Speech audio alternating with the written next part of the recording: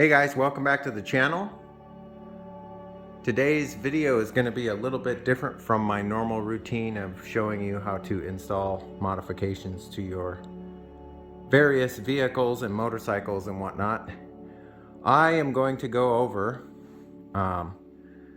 what I've found that works and what I've found that doesn't work as far as riding your motorcycle in the fall in the wet Pacific Northwest. And I learned rather quickly what works and what doesn't work so far. So I'm going to share that with you guys, and hopefully it'll help some of you.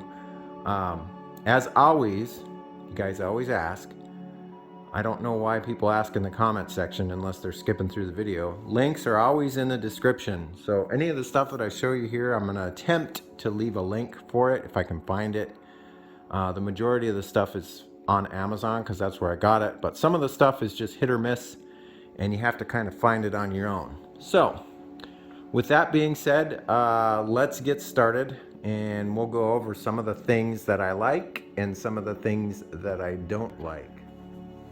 I guess we'll start off with the most obvious, which are these Aero Stitch one-piece suits. Okay. Now, when I got my adventure bike, shortly thereafter, I was looking for some gear to use when it's wet out. And doing my research, I found that the majority of people, myself being included now, really find that these Aero Stitch suits are absolutely phenomenal.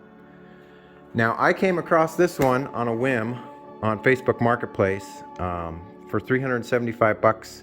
It's a size 46, which is just about right for me without having to wear extra layers underneath. It gets pretty tight if I want to wear extra layers underneath. But for 375 bucks, I thought I'll gamble, give it a shot. If it doesn't work, I'll sell it. This suit was crafted by Aero Stitch in 1994, and I kid you not, I was in a couple of torrential downpours with this thing on, thinking, you know, this thing's leaking everywhere. I can feel it leaking. The sensation you're feeling is the cold water pooling up on the arms and the legs and whatnot, but it's not getting through. You take the thing off and there's not a drop of water on you anywhere. It's pretty amazing. So for something that's, you know, close to 30 years old, still being waterproof from the Gore-Tex membrane that's stitched into it, was pretty impressive to me. So I figured, you know what, I want to take it a step further, and I want to try to find one that's just a little bit bigger. So I went a size up. This is a 46, and this is a 48L. Now, I found this on Facebook Marketplace. I can't give you any suggestions. I mean, you could try it in your area for Facebook Marketplace, but it's kind of hit or miss. This I found on eBay. This was worn once, not riding. Somebody tried it on, bought it, and then never wore it. And so it just sat. And so I got it, and I got it for a smoking deal because this is a custom. These are not normal colors. This is kind of Willow calls it a Spider-Man suit because it's got the same colors as a Spider-Man costume. However, this thing fits me great. I can layer up underneath if I want to. And once again, not a drop of water on me on my way home yesterday. And I have been commuting on my bike when it's been raining and downpour and all that stuff. So yeah, these Aero Stitch suits are fantastic. Willow actually found a two-piece suit that fits her for 100 bucks on Facebook Marketplace. So it does behoove you to look around Craigslist, Facebook Marketplace, eBay. That's where you're going to find these things. Alternatively, you can buy them off the Aero Stitch website. They're anywhere from $1,000 to $2,500 depending on what options you get on them. And by the way, this one has all of the options aside from back armor, which I ordered, which was another 100 bucks. So pretty impressed with these suits. They're made in Duluth, Minnesota, kind of near the region where I grew up in Fargo. So I'm sure they know a thing or two about bad weather. Setting those aside, we're going to go into visibility. So let's get started on that. So the next thing we're going to talk about is visibility, which is two things: being seen and being able to see. So as you'll notice here on the back of my panniers or panniers or whatever you want to call them, I have affixed some dot C2 trailer tape. Now this stuff is highly reflective. It's used on trailers, semi trucks, you name it. An inexpensive addition to any part of your bike you want to add this to. I think this was $9 for a roll, and it's fantastic stuff. It's made out of ODOT sign vinyl, traffic sign vinyl, and it is phenomenal. So you want to make sure that you're not taking all the reflectors off your bike because it looks cool when you take all of them off. You want as much visibility as possible. You know, you see some of these guys riding motorcycles in the winter and the only thing they have illuminated is a brake light, and they're wearing all black. They got no reflectors anywhere. It's really, it's frustrating seeing that, and it's also, it's really not safe. You know, you want to give drivers the best ability to see you so you don't get hit. It's not going to eliminate it 100%, but it's going to reduce it quite a bit. Also, the Aero Stitch suits that I was talking about earlier have reflectors everywhere on them. They've got giant reflectors on them in the arms. They've got patches, extra patches you can buy if you want more reflectors. So that'll help with your visibility. For those of you guys that put a backpack on your tail, or wear a backpack while you're riding, I found these to come in pretty handy. This is a 50-liter version, and this is a 35-liter version. These are less than, I'd say less than $15 each. And what they are is a backpack bonnet, which also makes them waterproof, and they're reflective. So this goes around the backpack, and then you can mount the backpack on, like I do. I mount it on the back of my tusk rack, and it works perfect. And all these reflectors are super bright, from what I'm told from people riding or driving behind me. So those are pretty handy to have.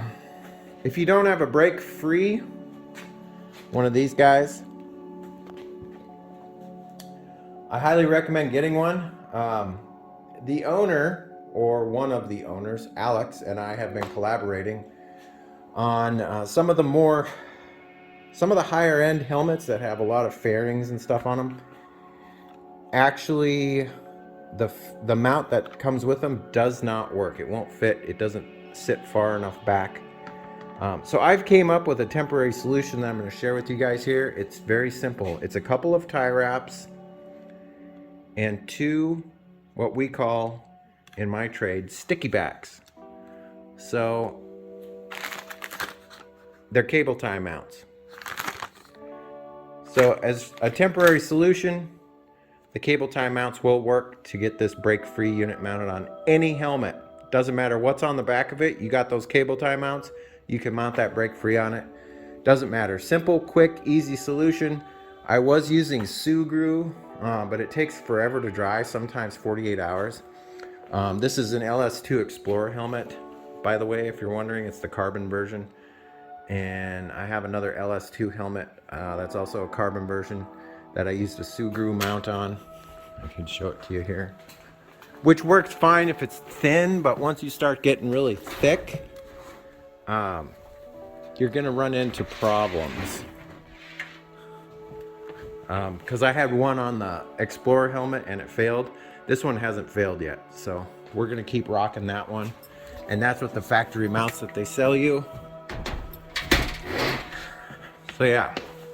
Now the other problem you're gonna have, especially if it's foggy or raining out, is visibility.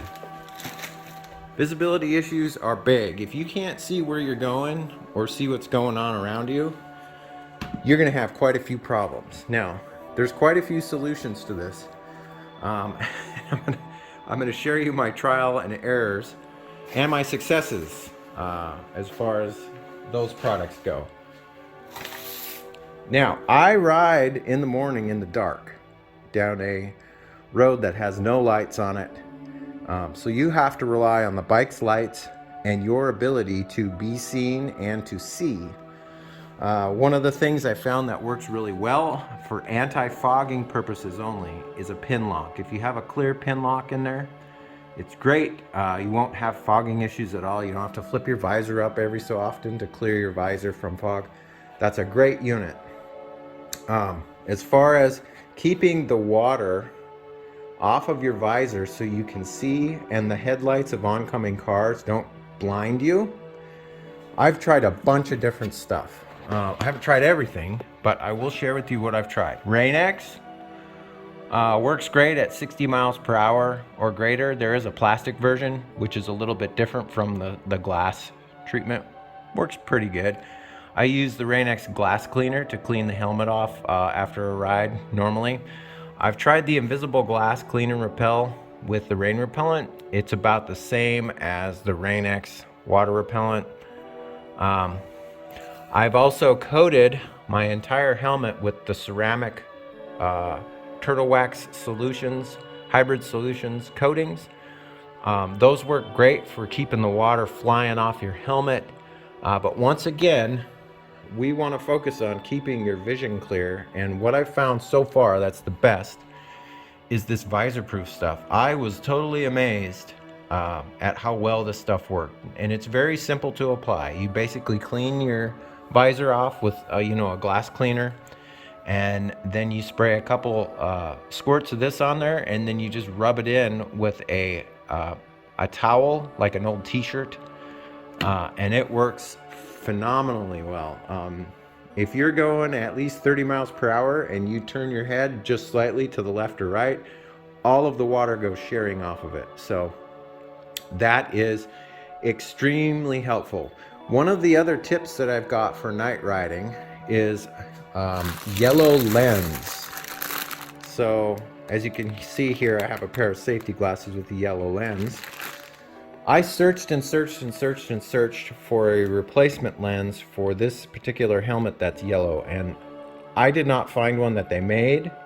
If you guys know of an LS2 Explorer lens that's yellow, not rainbow or chrome or any of that other crap, I found those. But specifically yellow, I would love to know about it. The only option I found, Pinlock says that they make them, but they don't, because I called them, and the only thing they make for this helmet is the clear one. So I found this. This is kind of a knockoff of a Pinlock, and it's the yellow one. And I'm going to be installing that today on this helmet, taking the clear pin lock off and putting that on. And now what this does at night is it blocks the blue light from oncoming headlights, so you're not blinded so much, and it also enhances the outlines of things, so maybe you could see things on the road a little bit better, hazards and whatnot. And I'm going to try it. I will give you guys some feedback in a later video as far as that goes. And so yeah, that covers pretty much the visibility aspect of riding your motorcycle in the winter in dark conditions. The next thing I'm just going to touch on briefly, because this is more of a personal preference, is keeping your hands warm. You definitely don't want your hands going numb while you're riding your bike. The greatest thing I can tell you to do is put some Oxford heated grips on. They're fantastic, they're inexpensive. It doesn't take very long to install them. This was the third, or was this the third installation? I think I installed these second or third. I have them on the Swart Pilot and the RC390 as well, and I think it took me a total of 15 to 30 minutes to install those. If you go back in my timeline in the videos, you could see how I installed those. Very simple to do on the KTM, Husqvarna bikes, all the same style of hand grips. So the other thing you want to do is make sure you have some good gloves for your hands. Don't be the guy riding down the street with jeans and, you know, cotton gloves on and thinking that's going to protect you if something bad happens. You want to focus on a couple things. Crash, like if you're in a crash, how would you want to feel with your hand rubbing the pavement? Because that's the first thing you're going to do if you go down. You're going to stick your hand out, and if it's bare pavement, bye-bye skin, and then you get to spend months in a burn unit getting a reconstruction surgery from skin grafts and whatnot. I don't think that sounds like fun. I'd rather have a few broken bones that'll heal and no skin ripped off, in my personal opinion, but I guess as far as safety goes, I kind of lean towards the Moto Jitsu thought process. Just wear all your gear all the time. Super simple, easy to remember, especially easy to remember for those of you that decided not to do that. You've crashed and now you learned your lesson. So that's all I'm going to say about that. Here's just a couple different pairs of gloves that I wear. If it's really cold out, I will wear these waterproof wind block ones. These get really warm, especially with the Oxford heated grips. These are inexpensive. I think I got these open box deal on Amazon for like 20 bucks. And then you can search around and look for used gear. A lot of the Technic stuff is really handy to have because it's old school. It's got Kevlar inserts in it, and it's very durable as far as what I've found. So yeah, that's what I wear for gloves. As far as footwear goes, a good pair of waterproof boots will work just fine. Something that's got a steel toe in it would be really handy. These are just an adventure. It's the City Adventure 2 CD or Side-Eye or whatever you want to call it. Adventure 2 boots. They're Gore-Tex. They work fantastic in the rain and the wet weather. But once again, if you've got your Aerostitch suit on, the only thing sticking out from your suit is going to be a little bit of the toes and the side of your boot, because the flaps on those kind of go down and cover all that stuff up. Yeah, so that's what I found so far. Pacific Northwest wet weather riding. Trying to think if there's anything else that I could cover with you guys, but I think I've touched on everything I can think of. I will come back later and maybe make another video and say, hey, I found something new that you guys should try. I am not sponsored by any of these people. Not Aerostitch, not LS2, Rain-X. None of these people have sponsored me. I don't accept sponsorships. I like money, but I don't I don't like advertising a product if it doesn't work. It makes me feel real uncomfortable, especially if they're paying me to do that. So yeah, keep your eyes on the lookout for gear. Used gear is easy to find. The Technic stuff is really nice. I've got a couple of their Sirocco jackets there. Those are waterproof. I'm currently looking for just a set of Aerostitch bibs. I've got my eyes on a couple of them, but once again, they're a little bit too small, so I will probably add that to my collection as time goes on here. But yeah, if you guys, oh, one other thing I forgot to touch on, drying your gear. I've got a couple options here. This new one is the Dry Guy rack. It's radiant heat, kind of like what we have in the LMTV to keep the floors warm and the shelter warm.